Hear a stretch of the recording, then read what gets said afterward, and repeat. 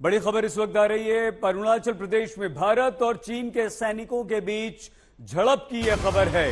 दोनों देशों के सैनिकों के बीच झड़प हुई है और तवांग के पास ये झड़प हुई है। अब देखना यह होगा कि कुछ सैनिकों के घायल होने की खबर आ रही है और 9 दिसंबर की यह खबर है। भारत और चीन के सैनिकों के बीच 9 दिसंबर को अरुणाचल प्रदेश के तवांग में यह झड़प हुई थी। आमने सामने हो गए थे दोनों देशों के सैनिक। अरुणाचल प्रदेश में यह झड़प हुई है तवांग के पास, और चीन और भारत के सैनिक जब आमने सामने हुए तो दोनों में झड़प हो गई। और खबर यह भी है कि ये देखिए,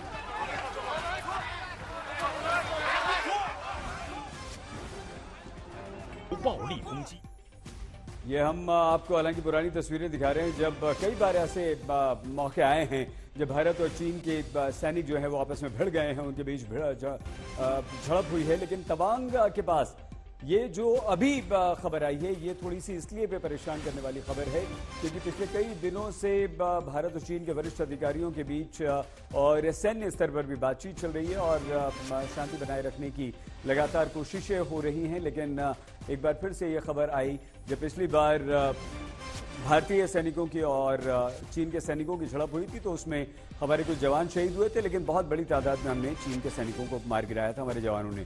मंजीत नेगी हमारे संवाददाता इस वक्त हमारे साथ है। मंजीत, क्या खबर है, पूरी बताइए।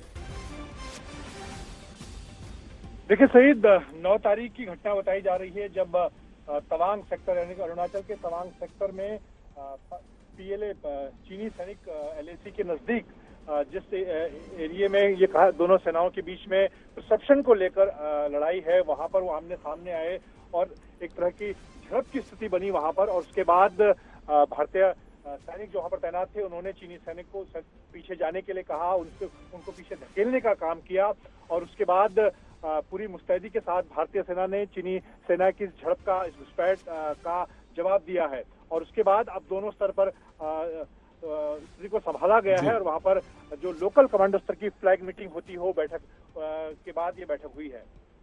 मंजीत, ये चीन के सैनिकों की तरफ से फिर से इस तरह की हरकत क्यों, और क्या क्या चाहते थे वो? अंदर आना चाहते थे, भारतीय सैनिकों से भिड़ना चाहते थे, क्या उद्देश्य था उनका?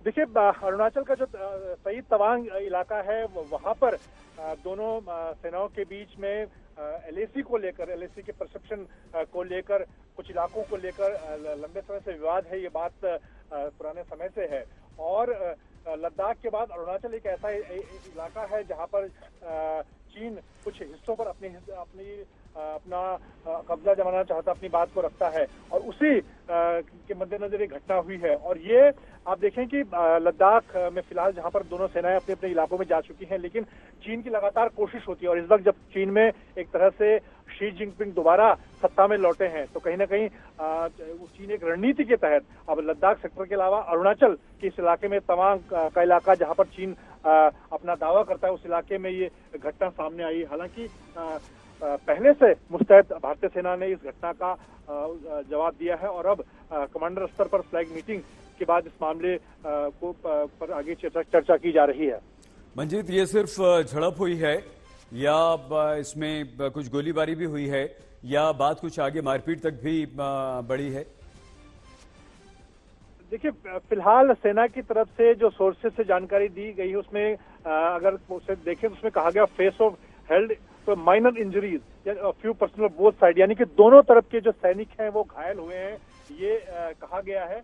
दोनों तरफ से फेस ऑफ की जो घटना हुई है उसमें आमने सामने, क्योंकि जब इस तरह की घटनाएं होती हैं और जिस तरह का दोनों सेनाओं के बीच में समझौता है, हालांकि अब लद्दाख में हमने खूनी भिड़ंत भी देखी जिसमें भारत के 19 से ज्यादा जवान शहीद हुए थे और चीनी सेना को भी भारी नुकसान हुआ था।